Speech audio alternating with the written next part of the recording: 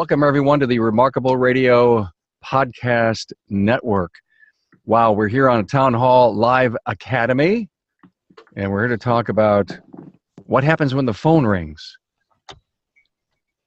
Hello? Yes. Hello? It's dollars and cents speaking. So I'm so excited about getting into this thing, and who I have with me, we'll do the ladies first. Is that okay with you guys? Absolutely. Oh, yeah. We have Rena Rennebaum. When not gardening or cooking, Rena is working her chosen trade, and that's coaching service advisors across the country. I guess it's a good reason why you're here. With over a decade of service advisor experience from the independent and dealership business, Rena has seen and dealt with just about anything and everything. And after becoming proficient as a service advisor, she moved to the coaching and training side of the automotive industry.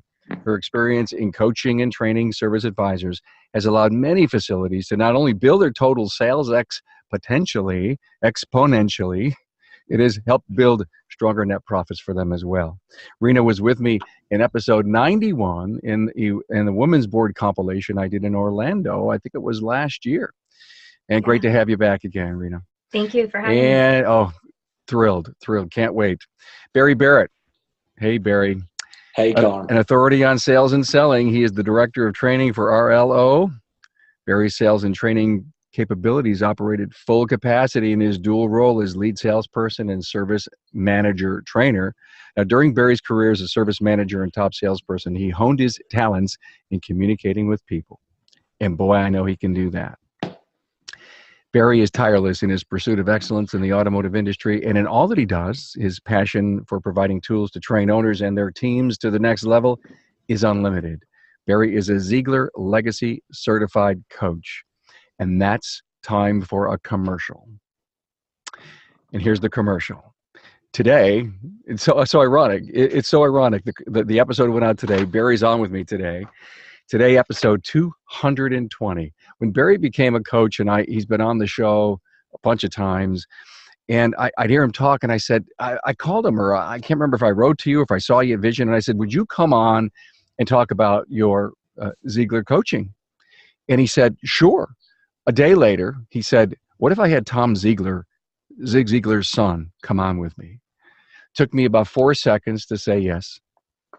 He was able to pull it off, and it was a couple of weeks ago. We were in the studio, and here I'm in the studio with Barry Barrett and Tom Ziegler, and I am so anxious doing this interview, but they both made it so nice, so comfortable, so conversational. You cannot miss that episode. Everyone in the industry, 220, because it's just all about your life, and it's about being a better salesperson. And there are so many nuggets to take away. You'll fill up 2 pages of a yellow pad. Barry, thanks for pulling that off. Great job. Thank you. Great job. And then we have Doug Grills. And it was Doug's idea to have this academy. Doug reached out to me a little bit ago, and he says, hey, what if we had a show, an academy on what happens when the phone rings? And I said, perfect. Let's do it. So Doug's from AutoStream Car Care Centers. AutoStream is a chain of 5 family-owned automotive service facilities that deliver honest and professional automotive repair and maintenance services to customers in the greater Baltimore, Washington, D.C. area. Doug, along with his partner, Rick Leviton, have been around the service station business for over 25 years and have built their reputation by offering best-in-class service to their customers. And I bet you that means answering the phone, too. All AutoStream Car Care Center technicians are ASE certified, and the shops are AAA approved. Doug was with me in his own episode 115 and on another Town Hall Academy on your website, and that was a good show too. That was a great show. So thanks, team, for being here. What happens when the phone rings, Doug? I guess this isn't just a transaction you're picking up the phone to possibly create. It's a relationship. Am I right? Absolutely. Yeah. It was funny at that last town hall we did, we talked about the marketing effort and all of the energy and expense that you put into getting people to ring that phone. And there's a lot of effort that happens on that side. But really, one of the comments I remember making was the heavy lifting begins once the phone rings. And a lot of times we have a tendency to think of that we've got to talk to people about not having it be transactional, not having it be about, name, rank, and serial number. Like, I'm just trying to get your information and get you on the schedule. It's really about starting that relationship, and it starts the second you are on the phone with that customer. So, the attitude that you have, the energy level that you bring when you're answering the phone, all of that can be perceived by the customer on the other end. And so it starts right there. And then you're really talking to the customer and asking a lot of great questions, being as helpful as possible. The asking of questions gets you the information that you need to be more effective in addressing whatever concerns they have. And then ultimately, the incoming phone call, the objective of the incoming phone call is always to secure the appointment. That's the end, that's the end result that we're all trying to get. Thank you for that. I forgot to tell the audience what we expect to cover on this academy, and let me just give everyone, so as they're probably doing lunch right now on the East Coast, they got their little smartphone going, their little subway thing going, and they're sneaking their hour with the academy today. We hope to cover encounter points and moments of truth, scripts, role playing, gaining control by asking questions. You just mentioned that. Yep. Prejudging versus pre-qualifying, and then a coach's perspective, a service advisor's perspective, and then an owner's perspective. So I'm excited to be able to cover all of that. Barry, you mentioned stop what you're doing, don't multitask. And we all think we can multitask. I've read enough about it, and you just can't, and you don't. So I think what you're trying to say is because you can't multitask, get focused, right? Is that what you're saying? Yeah, multitasking is a lie. Yeah. A lot of people, if you read the book, The One Thing, he talks about it in great detail about multitasking. You can't do it. It's called switching. You don't multitask. You switch from one to the next. And we think we can multitask because we can, the old idea is you can walk and chew gum at the same time. Well, 98% of what you do is unconscious. You don't think about breathing. You don't think about walking. But at one point, you were a baby learning how to walk. And if you watch a baby learn how to walk, they really concentrate on staying balanced first and then putting one step in front of the other. Now, the cool thing about balance is this. The only way to get to do something is to become unbalanced. The only way to walk is for you to instantaneously balance and rebalance. But when you pick up the phone on an automotive repair shop, the only thing that you can do, you have to choose. I'm either going to pick up the phone or I'm not. Because the moment you choose to make a decision, which is Latin that comes from incision to cut, you make a decision to pick up the phone, you have cut all other things away from your life. So you must pick up the phone, make a decision, and then you block everything out. Somebody says something to me and I'm on the phone, I can promise you the first thing I do drives my wife and kids crazy is I'm going to snap. And then I'm going to do this. Okay, I love that. So and that's it. That's a personal discipline you've created so that you focus. Yeah, you have to. This idea of you can focus on multiple things or having. People use the word priorities, right? Priorities is a new thing to us. It's a very modern thing to think about. You can only have one priority. There is no such thing as priorities. You have one. So whatever you make a decision to make a priority is all you have. The most people try to be generalists.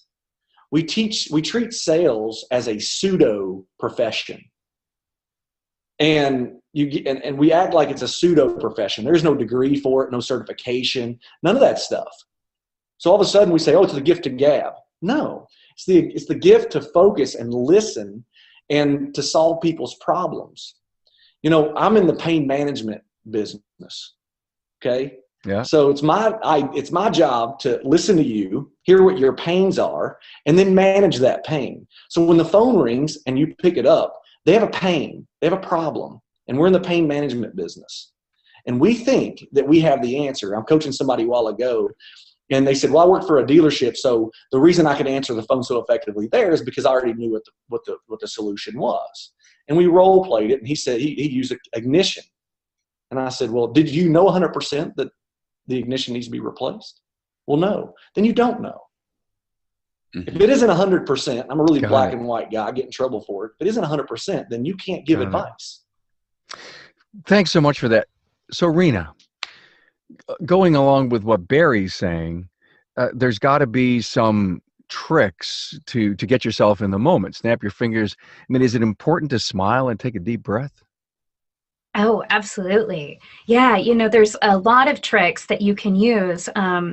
One thing that I've seen is putting a mirror on the phone. So when you go to answer the phone, you take a look at yourself, and you want to be the best version of you. And so if you have a scowl on your face, or if you're not absolutely in the best version of you, take a look. Yeah. Or have a sticky note on your phone that reminds you, and whatever that may be, or put a picture of your family next to your phone. What is it that inspires you to answer that phone and be the best version of you? So scripts, Doug, is that going to be helpful for an individual who gets into that right frame of mind? I would hate to think that someone would be reading a script, but I guess it's almost like, I guess if you practice and role play, it's natural. Help us understand that. I think scripts are important, and I understand that comment that people sometimes will say, well, I want to be natural. I just want to do this the way that I'm accustomed to doing it. And my comeback to that is that I'm not asking you to talk in a certain way and only say these words. I'm asking you to practice what it is you're going to do when you pick up that phone. And so when it comes to the concept of scripts and practice, what I'm saying is all the greatest performers in any industry practice what they do, and they practiced it relentlessly, and they want to make, Barry alluded to it earlier, they want to make it muscle memory. They want to make it something that they don't really think about. So the script isn't really intended to, to shove you into a box. It's to make it so that these sort of subtle but very important things that need to be touched upon in the call happen without you really thinking about it a lot. And one quick story. I mean, when you think about great performers, great athletes, we always hear about guys like Michael Jordan or Kobe Bryant or LeBron James. These guys are the first guys in the gym, and they're the last guys to leave. And everyone would concede that they're some of the most talented people that you would ever run into in their particular profession. But the reality to me is, and this is what I say to our folks, is, hey man, if LeBron James feels like he has to practice 12 hours a day and everybody thinks he's the greatest player on the planet, then I think it's okay for us to practice too. Oh, what you're saying is, my God, he's a natural athlete, but frankly, he's doing what you're saying. He's out on the court. That's exactly right. That's exactly right. A great book that I'm just starting is called Talent is Overrated.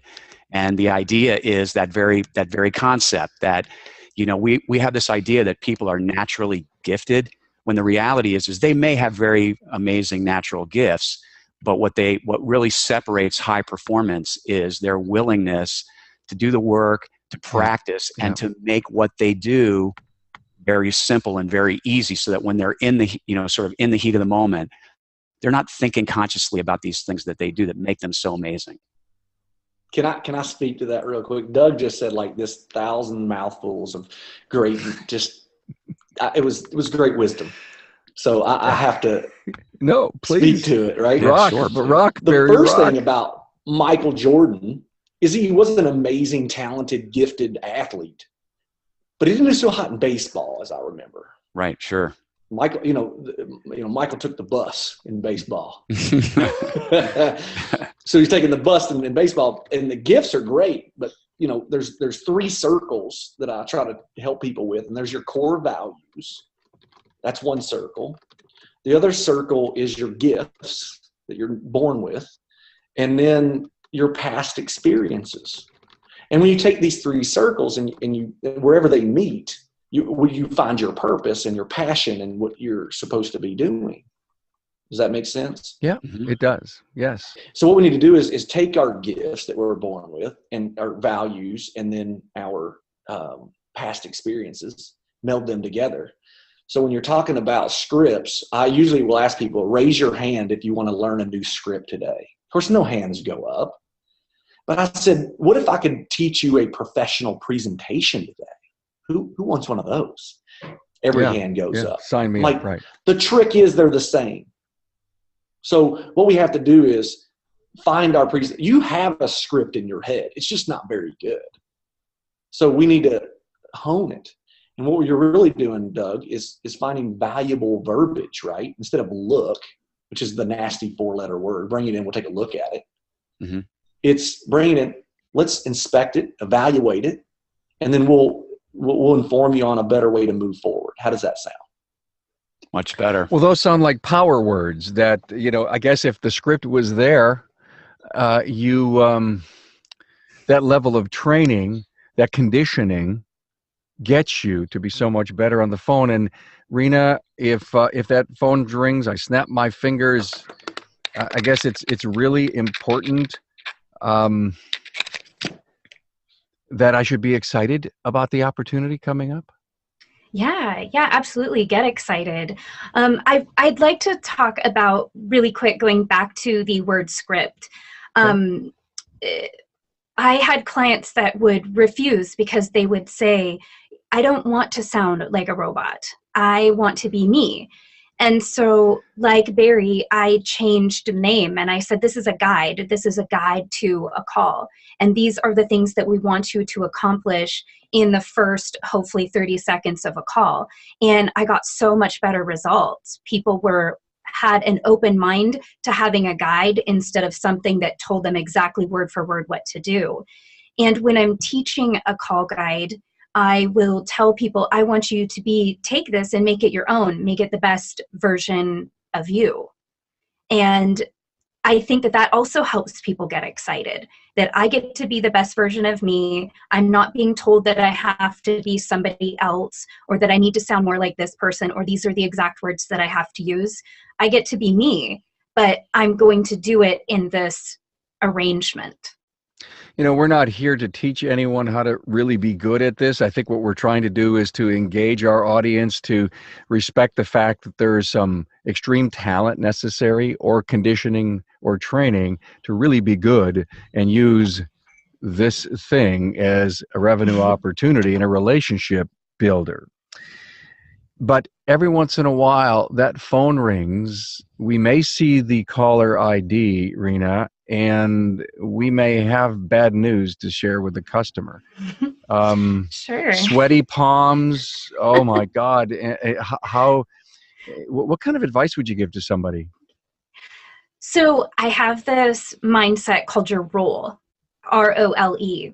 And your role is who you are when you're serving other people. And so you need to set aside, like we've been talking about, like the phone rings, you set aside whatever you're doing and you make this your main focus. And you just have to deliver it. And personally, I don't wait for the phone to ring. If I have to deliver bad news, I actually make the phone ring. I make the phone call. Great piece of advice. Yeah. Yeah. Be proactive on that. Yeah, and I even think, to be honest with you, and I'm borrowing a little bit from Barry's podcast this morning, but something that I believe personally as well, which is that, when you say I'm going to call you up and give you bad news, that's sort of something that exists between the space in your head. In other words, just saying that probably sets you up for a potentially less than optimal interaction with the customer. So, when you're calling the customer, I'm here to tell you what we've found on the car, and I'm telling you what we need to do to make it better. So we're trying to do everything we can to make it, obviously, it can be upsetting if someone has to make a significant investment in their car, but that's what it is.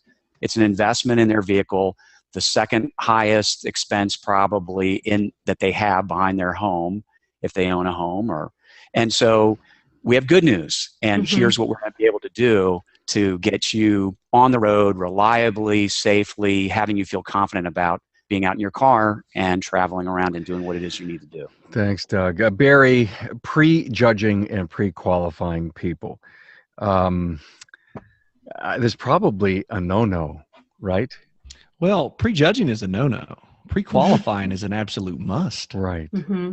And there's a big difference between pre-qualifying and prejudging, and one's positive and one's negative. And I think Doug was commenting on the podcast this morning about become a millionaire by fixing your car, right? Mm-hmm. There's a 95% probability that fixing your car is going to be much, much less expensive than replacing it. It's probably like 98, but I'll put 95 because, I want to be a little bit negative. Mm-hmm. But I'm pretty positive that that's the case. So I was talking to a young lady this morning, and she said she was a slow reader. And I'm like, well, I'm a detailed, focused reader, which makes me read slower. So one's negative and one's positive, right?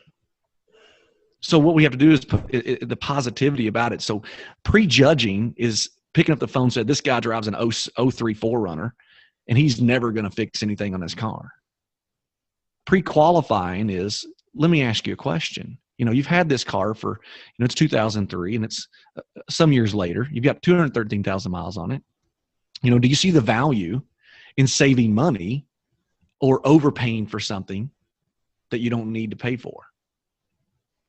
Now, that's pre-qualifying, and that's a loaded question. I get it, but it frames it up in this way where if you don't fix it, you're going to overpay for another something else. We have the greatest business in the world. You're telling me that if people don't use my service to fix their car, they have to go overpay for something drastically that's going to drop in value for the minute it moves from this set of pavement to this? Wow, that's pretty easy. Okay, sign me up. I'm buying whatever your qualification, whatever you're selling, whatever you're selling. So Doug, gaining control by asking questions. To me, that puts. Does that make the customer feel awkward by drilling down those questions, or is that something that you guys do? No, it's something that we do, and to me, it's very much a part of this relationship building process because, when you think about it, if you interact with people out in a social event or something, if you want to know more about them and who they are and what makes them tick, you're going to ask them questions about what they do for a living or about their family. It's very similar in that regard, and questions sometimes when you're talking to advisors or people that are on the phones. Sometimes there's a feeling that, hey, when I'm asking a question, I'm kind of handing the conversation off to the customer, and now they're in control of where it goes. But I would argue it's just the opposite. What you're doing is you're gaining valuable information that from the customer about their situation or what they use the vehicle for or what their particular needs might be, and you're gonna be able to tailor what we're offering and how we can help. That's better. It's a better experience for the customer in the end because now I understand what your goals are, what you're trying to accomplish. I know you better as an individual, and that allows me to serve you more effectively. Barry, wouldn't you agree if someone just went out and read Dale Carnegie, excuse me, and Zig, just two books, they'd have that thing nailed. It would be nailed. There's no new information under the sun, right? Like it's all the same. And I just wrote down the Socratic method versus the telling tension. And Doug just described the Socratic method, which is Socrates. He didn't invent it, he made it famous. Yeah. And so if we would just get to know people don't, Zig, my hero said, there's an old saying that says, people don't care how much you know until you know how much you care. And then he added 2 words to the end of it, about them. So people don't care how much you know until they know how much you care about them. And when you ask them questions about them, they know that you care about them. And then the worst questions I hear on an incoming call is, what's the year, make, and model of your vehicle? Well, it doesn't matter. It doesn't even matter because does a water pump do anything different on a Mercedes as it does on a Toyota? No. So why do we ask that question? It's a non-question. Okay? So you have to get into the value system of the customer. So you've got these 2 dealerships across the street from each other. One's a Toyota and then one's a Mercedes. I'm a Toyota guy. I walk in, I go to the Toyota dealership. I'm talking to them about buying a vehicle, which I buy private party, but that's beside the point. I go into the Toyota dealership. I sit there and I talk to them, and there's this lull in conversation. So I go across the street to the Mercedes dealership because I'm kind of interested in what they have. So I sit down and talk to the sales guy, and he sits me in this $150,000 Mercedes. And I think, man, this is nice, but who in the world pays $150,000 for a car? I'm going back to the Toyota dealership. So the same guy, same situation, but this guy is a Mercedes guy. He walks across the street, the Toyota dealership, sits in the Toyota, and says, yeah, I love the price tag, but who in the world would buy this? It's the customer's worldview. Like, what is their worldview? And the only way you're going to get that is to ask questions. Wow. Rena, you wrote down here, any phone call that comes into the place could be your biggest sale of the day. Mm-hmm. Is that a real good muscle memory thought to have every time you pick up the phone? Oh yeah, you don't want to go into every call thinking that this person is just a price shopper. You want to go into thinking that every single person is an opportunity. Every single person, we want to secure the appointment. And so we need to treat every single person like they are going to be our big sale of the day. And so that includes everything that we've been talking about, asking them questions, building a relationship with them, and spending the time that they deserve to get to know us and us to get to know them. Yesterday, to prepare for the podcast, I was talking to friends and family about it. And most of them, actually everybody that I spoke to yesterday, is not in the automotive industry. And I got a fourth perspective, because my thoughts were, when I was preparing for this, so am I looking at this from my perspective, a coach's perspective? Am I looking at this from my client, the service advisor? Am I looking at this from an owner? But I never thought about the customer's perspective. The customer's perspective yesterday was the meaning of why we're doing all of this.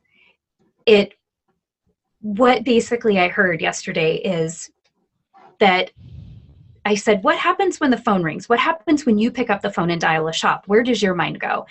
And the first person said, I sure hope that they answer, because they don't always answer the phone. The next person said, I'm really nervous because I'm a woman and I am afraid that they are going to take advantage of me because I don't have anybody that I can call and ask if this is true. And the other person said, I hope that I'm going to be using the right terminology and that they don't look at me. So she was worried that she was going to be prejudged because she may not be using the right terminology. And so all of those things, it made me almost inspired to put together a panel of people like this to show the service advisors.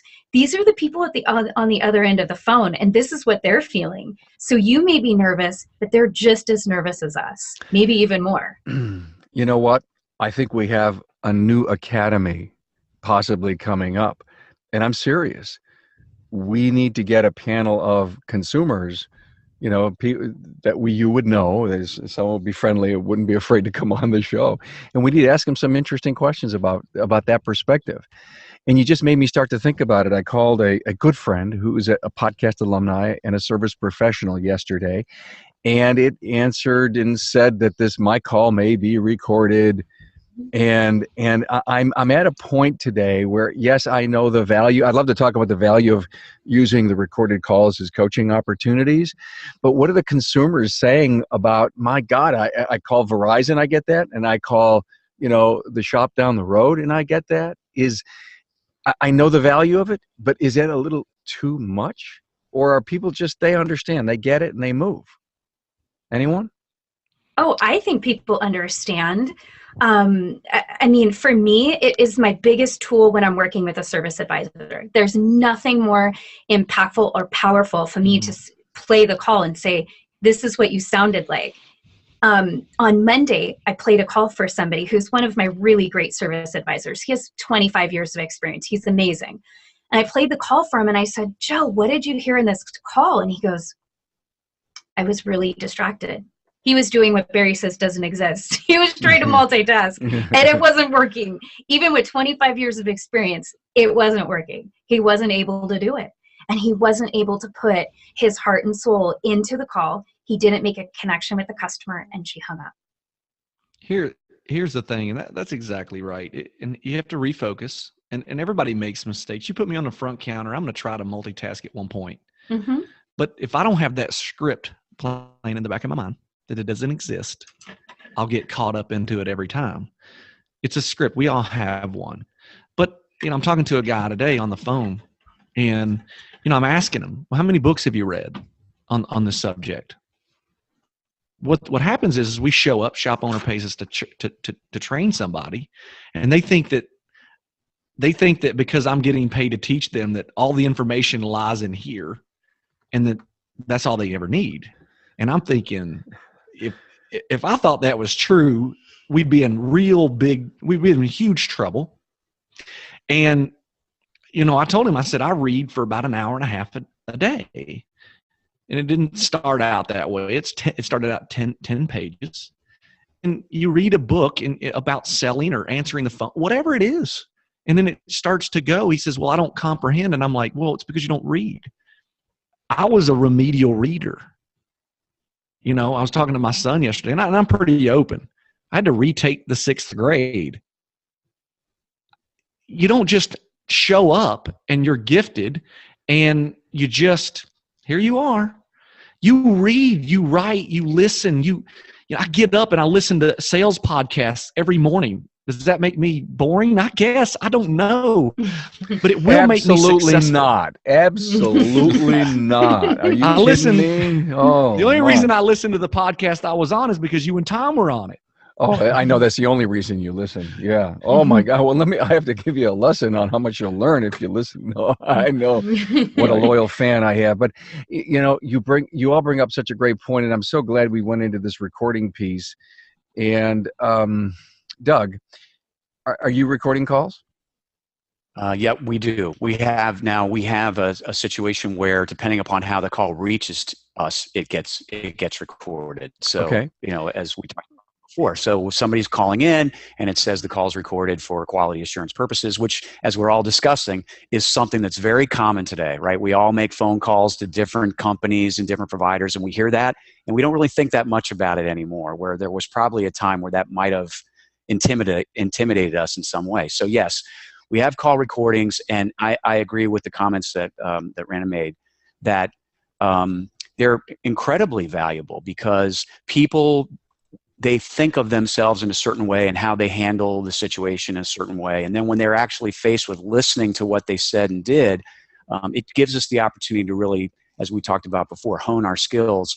And the thing that I love is with technology today, I would tell you that we have in our organization, there's probably a handful of emails that go out every day with call recordings and notes on here's what we did, and here are the positives, here are the areas where we could make some improvements, and what are the key takeaways.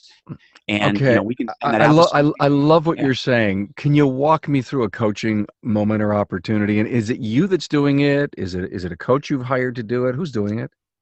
We do it internally. It's not me personally. It's my director of operations. Okay. So we've worked over the years with different coaches and different consultants, and we've sort of figured out, hey, how do we want this coaching to occur? So take me to an aha moment that was someone discovered how they needed to get better, that they just were having a bad day, and you saw continual improvement because of this. Sure. I mean, there's elements in the call that we want to look for, so how is the greeting, and are we getting the customer's name early in the call? Are we asking them, have they been to us before? And if they're new to us, then we want to acknowledge, thanks for finding us. There's a certain sort of flow to the call. We're looking for a certain number of key elements. And then as I talked about at the outset, the goal of that phone call, the inbound phone call, is to secure that appointment. And a lot of times customers are calling and they're looking for information. I can't tell you, when you look for the aha moment, I guess I would say is early in the training for newer people, the moment, it's not an aha moment, but it's a phenomenon that you see where somebody will invest 3 or 4 minutes or 5 or more on the phone with a new customer, and then they get to the end of the call and it'll be like, okay, well, I'm glad you called. Great, we'd love to see you. And then they hang up the phone and you're listening to that phone call and you're like, wait a minute, we missed the most important part, which is getting the appointment set and confirmed and having the customer understand, do you know where we're located? And things like that, where we're cementing that commitment to come in and do business with us. And then I'll have a call like that and I think, hey man, you just spent 3 or 4 or 5 minutes of your day and that's important and you're a busy person. And then when we got to the end of it and we just kind of said, okay, hopefully you'll come by. Good luck. Thanks. Doug. And, we need to fix that. We need to make sure that everybody understands that we're there to help and we're there to provide information. And we want to bring that car in so that we can get a firsthand look. Doug, is it that don't you find that people think they're asking for an appointment? And I hear people all the time. They're like, "Oh, I'm not a salesperson. I give information and customer service." Mm-hmm. And then they're giving information. What you just said, they're giving information, good customer service. They're answering the questions, all the good stuff. But then they have never asked for the appointment because they don't see themselves as salespeople. Right, and that I think that's a great point because, like you mentioned in your podcast earlier today, I mean, being a salesperson, there's some people that will look at that and think, oh, that's like a negative thing. There's some negative connotation to being in sales. And really, like what you guys had talked about in your podcast, I mean, that's just the opposite. It's the opportunity for me to tell you about how I can help you make your life better, solve a problem you're having. That's what I'm here to do. And Right. so you're absolutely right. If somebody has a sort of a negative connotation or feeling about being in sales, that's something you got to overcome immediately. Because again, that goes back to, I talked about, the space between your ears. That's something that's in your head that you've got to overcome immediately. And then everybody in the organization feeds off everybody else. So they have to understand we're a sales organization. I mean, we're here to serve people and we want to provide an exceptional experience and we want them to love us and tell their friends and family about us and go online and write great reviews. But we do sell. I mean, that's part of what we do. And it's an important part of what we do. And it's a positive and beneficial part of what we do. Thank you, Doug, for that. There's been a lot of talk in this episode, in this academy, about the episode today, Barry, your episode today. And I just want to remind people, if they're saying, well, which one was it? It was the one with Barry and Tom Ziegler, episode 220. So, Doug, thank you for bringing it up. And I'm glad it was something that you really could relate to and enjoy. It was awesome. Trust me, everyone. Tom Ziegler, son of Zig Ziglar, Barry Barrett, a legacy Ziegler coach. It was off the charts, just off the charts. Hey, look at what I love about what we've been discussing. Oh, by the way, one other thing is I've been hearing from a lot of podcast fans, and listeners, that they're setting up lunch and learns for their team. And it could be the coffee break in the afternoon, or it could be lunch at any time throughout the world when you're going to sit, maybe bring in some lunch, and then turn on an academy and watch it as a team. So great to hear about that. I just like to encourage everyone to think about that. They may just never think to go out and watch these. This will be, of course, repurposed by Monday or Tuesday on the web. We'll promote the heck out of it, and it'll be another one of those tools sitting in the academy on the learning page on my website. Going back to the recording stuff, was the recording, when technology was able to do this, Barry, Rena, Doug, was that really a breakthrough that really took that front counter's ability to sell and the right skills to a level that never existed before? Was that technology necessary? Well, and I'll speak really quick on this, and we do a lot of role playing. I think people used role playing in the wrong way. I think people do role playing the wrong way, because if you role play, and I actually have a gift to do impromptu, and I could be one of those guys on stage and be able to react to other things. My mind just works that way. And if when we role play, we expect people to be able to do that kind of give and take. Some people just don't have that, and that's okay. Man, I'm quick on my feet. I believe that's a gift, and I've grown that gift. We do this role play and we have the curse of knowledge. We only know what we know. And so the curse of knowledge says that there's a couple of things that it says, but one of the main things that it says is basically this: we only role play the way service advisors role play, and we don't really get the real customer experience. And when I play, this is how I do it. When I play a real call, when the customer says something, I'll pause it and I'll say, what should you say right here? What in our script, in our presentation, should you say? And they'll say it. And then I'll say, well, I would say this, or I would ask this, actually, because I say nothing. But Barry, is there a right or wrong answer there or not? There is. Okay. Oh, absolutely. If you tell something to the customer, if a customer asks you a question and you tell them something, you have a 95% probability of that being wrong. If you ask them a quality question based on the question that they said or the statement that they gave, you asked a question, you're probably on the right track. So somebody says, hey, I have a problem. I have a noise. My brakes are grinding. Okay. My question would be, well, let me ask you, is it the brakes that's grinding, or would you mind sharing with me why you believe it's the brakes? And they'll say, well, every time I hit the brake, then the noise comes, right? And then I say, well, would you be surprised to know that could be 10 to 15 different things causing that same symptom? Not, well, yeah, it's probably, experience shows it's probably the brake. So you probably need, it could be a caliper. It could be. If you find yourself saying it could be, you're probably not on the right track either. So would you be surprised is a great question. 10 to 15 different reasons. And they say, well, I just want a price. And I say, well, let me ask you, if I gave you a cheap price and you came in and it was double, how would you feel? It's a feel question, right? It's a good question. Well, what's the year, make, and model of your vehicle? Horrible question. Doesn't matter. Well, and they say, well, I wouldn't like it at all. And I say, well, if I gave you a high price, be honest, Carm, would you even come in? And I make it a joke. And they're like, no. So how many have you gotten? They'll say 3. Well, based on what you know right now, which one are you going to choose? They'll say probably the middle, right? That's what most people say. Why? Because you probably get the quality and the price. And I'm like, well, what if I gave you the middle price and it was the cheapest quality? And they say, well, right. I wouldn't like that. Well, how are you going to know? And it gets them thinking. Like, that's role play, but that's a real world scenario. Yeah, what you're doing is you're just conditioning the service advisor so that no matter what position or condition that this call takes him or he's in, lots of confidence to say the right things at the right time without exposing price, I guess, which is so key. You want them to come in and without really trying to say that you figured out their symptom. I mean, what's wrong, right? Yeah, I don't have a clue. Rena, what's the objective of when that phone rings and we're on? I mean, is there an expected close rate, and is the close rate about getting them inside our shop? Give me your feel on the objective of the call. So I think an average lead to conversion rate is between like 30 and 40%.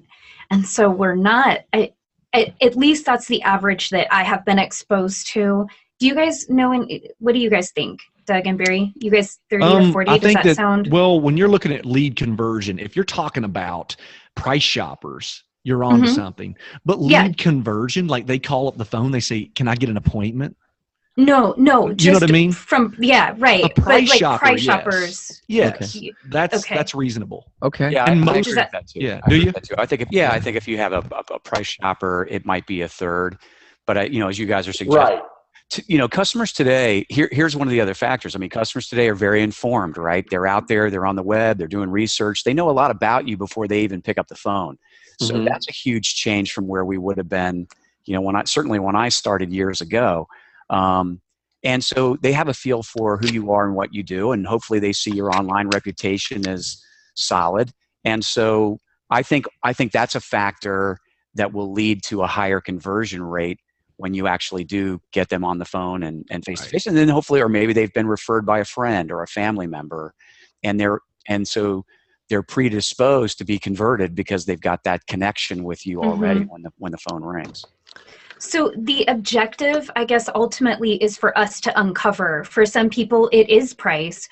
For some people, it's quality. For some people, it's that they really like us, that they enjoyed the conversation with us and they felt like we built a good relationship with them. Some people, it's time. I need to get my car fixed now. I'm leaving to go out of town. And so we have to uncover what the objection or objective is. So it's the act of asking questions as what uncovers, for us, the service advisor or whoever's answering the phone, what is going to convince that customer to come in. So we have to ask a lot of questions. We have to figure out who they are. And I think that when you ask it, like this one question to uncover a price shopper, people say price. And I say, well, besides price, what other criteria are you going to use to make the decision? And what are they going to say? That's a powerful question. In any industry. That is is a sales a question. Very powerful question. Yeah. And they're going to say, well, time or quality and da-da-da-da. And I have a script for that. But sometimes customers don't even know that though, right? Sometimes customers don't even know that they're looking for a better quality because they don't even understand that I am using a part from, that's a manufacturer, quality or better, or somebody is, buying a generic part off of eBay. They don't know. And so it's our job to try to uncover that so that we can explain to them who we are and what we offer and what makes us better and different. Well, and that's exactly right, Rena. But and I really want to caution people right there. When Rena says explain to them why we're different, you're really asking questions to lead them why we're different, right? You're not saying we have a 3-year warranty. We have this, we have this, we have this. I say this. We do have a 3-year warranty. Have you ever heard anybody who even has that type of warranty? And then they say, well, no. I say, the dealer has 1 year, right? And they're like, yeah. And so you're leading them with leading questions, which lawyers can't do, but we can. There's nobody saying objection, leading question. Nobody, Doug's not going to overrule me. Right. And I think the other thing too, so we talk about questions. I mean, that's the central theme, I think, for all of us, right? We talk about questions and relationship building. And Rena talked about it earlier, that when customers call us, many times they're feeling intimidated by the process and what this whole thing may end up resulting in, and so they're looking for somebody to understand their needs and understand them and their vehicle and what they're trying to accomplish, and make them feel comfortable and confident that they've made a good choice. And the only way that we do that is, as we're all describing, this question process where we're talking to them and getting the answers and finding out what's important. And, as you talk about, price is out there. But I think most people, when you talk about convenience and service and quality, those are themes that resonate with the vast majority of people, in my opinion. And I think that's where we try to connect. Price is the easiest objection to overcome. I want it to come down to price. The hardest objection to overcome is the one you create.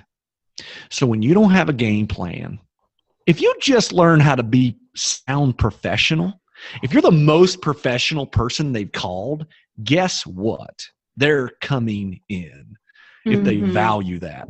But I do this in classes, live classes. I secret shop people. I just take random people. I Google auto repair in my local area, and I put it on the speaker, and I price shop. And I'm the easiest price shopper Like, I make it easy. I know your make model. I do this. I'm not trying to trip you up. I'm not trying to say, yeah, but what about this? If you'll ask me to come in, I'm probably in. But you know how rare that is in our industry for somebody to ask you. They don't even know who I am. They don't know my phone number. They don't ever ask me to come in. And then my students, I'm like, see, you guys thought you were bad. You're the creme de la creme. Imagine if you get really professional, what happens? It's also, listen, I love this. The price shopping, the incoming call, most people are trying to qualify their customers, Carm. I'm trying to disqualify them. I'm trying to get them not to come in. It's called the takeaway close. I'm like, why should I even work on your car? You called me. I'm trying to qualify you as a customer, but I'm also trying to disqualify you. Because if I asked you whatever the decision you're making it on besides price, and you say, well, price alone, I said, well, is price still most important to you? Is quality important as well? And you say, well, I can't afford it. You just told me you can't afford it. I'm out. But I see service advisors still begging them to come in. They just told you they don't have any money. That's not a customer. That's a visitor that's wasting your time. And, you ever notice that people who have nothing to do want to do it with you? That to me is, a sort of that's a technique of last resort. But we have that happen occasionally as well. And when you get to the end of a phone call, sometimes you might say to a customer, you might explain, hey, the customers that we have in our shop today, they're looking for quality and value and convenience. Mm-hmm. And it doesn't sound to me like those things are what you're after necessarily. And it is sort of that negative or reverse type of close, like type of psychology. And then you know what? If that doesn't work, then we're probably not right for each other. And that's okay. I mean, I agree with Rena's comments. Like, we want to treat everybody like they're going to be our best prospect, right, our best customer of the day. Yep. But it can happen at the very end after you've asked the questions and gotten the information and built the relationship that, hey, if it really, really comes down to it, maybe we're not right for each other. But that's sort of your close of last resort. That right. I use the trust close at the end. We built our business on trust. Does that make sense? And they say yes. And I say, so we made a decision a long time ago to explain price once, then to have to apologize for quality for the rest of the time we're open. And I really hope you appreciate that. Mm-hmm. So I think you can understand why it's not a good idea for me to give you a price, but I hope you you're find what you're looking for. Right. Mm-hmm. Okay, gang. As I always do in the academy, I sit here and I'm always so awed by the incredible giving that my guests always bring to this lesson. And I have to pinch myself to realize the level of content that we continue to put out each and every week. So thank you. But I have a final question, but I want to share this with you. I was looking through the internet today for a quote on telephone, because that's what we're here to talk about. And I found this very interesting one from a person named Amy Jo Martin. And she said, it's a dialogue, not a monologue. And some people don't understand that. Social media is more like a telephone than a television. Social media is more like a telephone than a television. So that's interesting. I guess if we're going to have a conversation on social, we could have a conversation at our counters. So, man, so much here. So here's my final question to each of you. Can you give us a final swing thought, if you will, and hopefully everyone understands what that is. When you're golfing, you always want to go over that very important swing thought so the ball goes straight and long. What would be a great swing thought to give up to the service writers, service advisors, service managers that are listening when that phone rings? Well, I'll start. So one thing that we mentioned at the beginning that we haven't talked about is this concept of moments of truth. Ah, yes. And moments of truth is an idea that I read Herb Kelleher, who was a founder of Southwest. And what he's basically saying is that throughout the transaction, throughout the process, when the customer interacts with the company, these are the moments of truth that will determine how they perceive you and how they feel about what it is that you do. So in the airline industry, obviously, when they come to drop off their bags or get their tickets, that's one moment of truth. And then they get to the gate and they have an experience there as they board the plane, and that's a moment of truth. And so in our industry, what I would say is that we have this same idea applies. That the inbound phone call is a moment of truth, right? It's a point in time where a customer is going to make a judgment about your business. And then obviously when they come in and they're at the counter and we take them in and we prepare we go over the car and we call them. These are all moments of truth. But here's what I would argue, and this is what I would share with service advisors or managers out there. The inbound phone call is the most important moment of truth, because that's when they're making a decision about whether they're going to come in and do business with you. And so all these other moments that flow are obviously dependent and critically dependent on that first moment of truth, which is the phone ringing.